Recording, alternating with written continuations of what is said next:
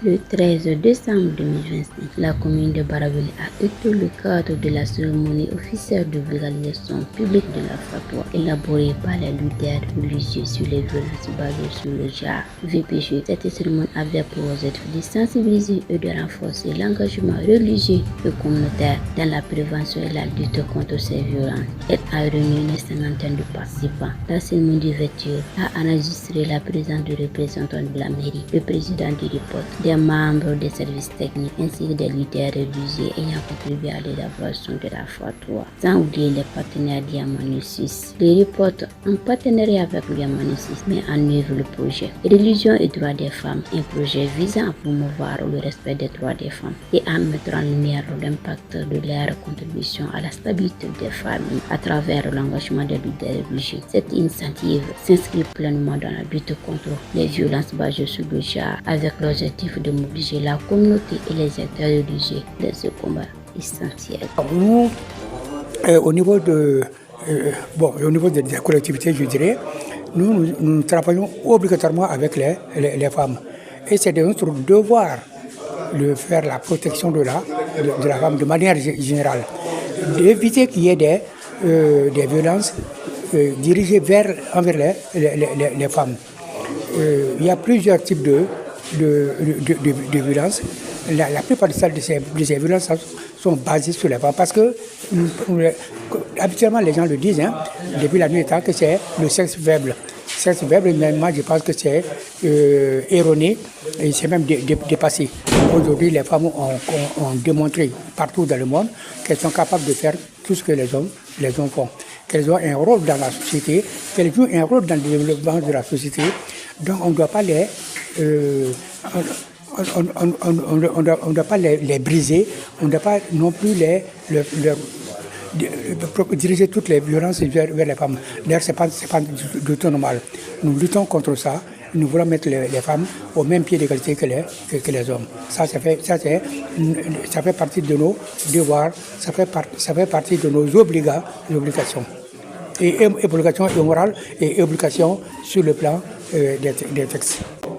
Oui, nous sommes réunis à Baraweli ce matin pour la cérémonie de lancement officiel de la divulgation de la fatwa sur les droits des femmes et les VBG à Baraweli. Oui, le choix a été porté sur Baraweli compte tenu de la réticence et du caractère conservatoire de la zone concernant la pratique des MGF et des mariages forcés aussi. Donc, durant tout le projet, nous avons tenu à Baraweli et Ségou, compte tenu de leur caractère conservatoire de ces pratiques-là. Oui, le projet même en soi est une innovation parce qu'au Mali, je pense que c'est la première fois que des leaders religieux mettent en œuvre eux-mêmes, qui sont porteurs d'un tel projet, puisque de tous les temps, on nous a dit que c'est la religion qui est à la base, qui recommande ces pratiques-là. Donc c'est déjà une innovation que le projet soit porté par une organisation religieuse pour montrer aux gens que, en fait, ces pratiques-là n'ont rien à voir avec la religion. Et l'autre innovation, c'est les argumentaires religieux que nous avons écrites sur les droits des femmes et également la fatwa sur laquelle on est là aujourd'hui. La fatwa qui nous amène aujourd'hui. Oui. C'est là la plus grande innovation du projet, même je dirais. Et c'est une première au Mali que des leaders religieux se réunissent et écrivent une fatwa et signent une fatwa pour l'abandon des VBG à l'encontre des femmes.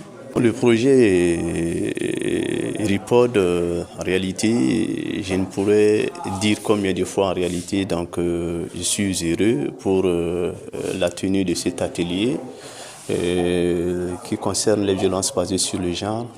Un sujet en réalité que dans le passé, je ne pensais même pas pouvoir aborder ce sujet-là, parce que surtout avec les religieux, je n'osais même pas. Mais c'est grâce à RIPOD que vraiment nous allons parler de ce sujet aujourd'hui en face des religieux et qui était même en réalité donc qui était d'ailleurs, je pourrais dire que vraiment c'était, à mon avis, un obstacle parce que on avait peur d'aborder ce sujet-là. Hein? Et parce qu'on n'avait pas d'argumentaire religieux pour pouvoir aborder ce sujet-là.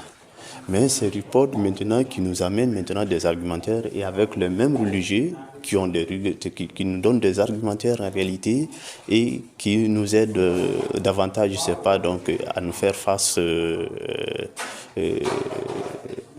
à nos activités ou encore à nos actions régaliennes. Donc vraiment, je ne fais que remercier davantage les partenaires du Repod pour son intervention au niveau du cercle ici à Baraouli.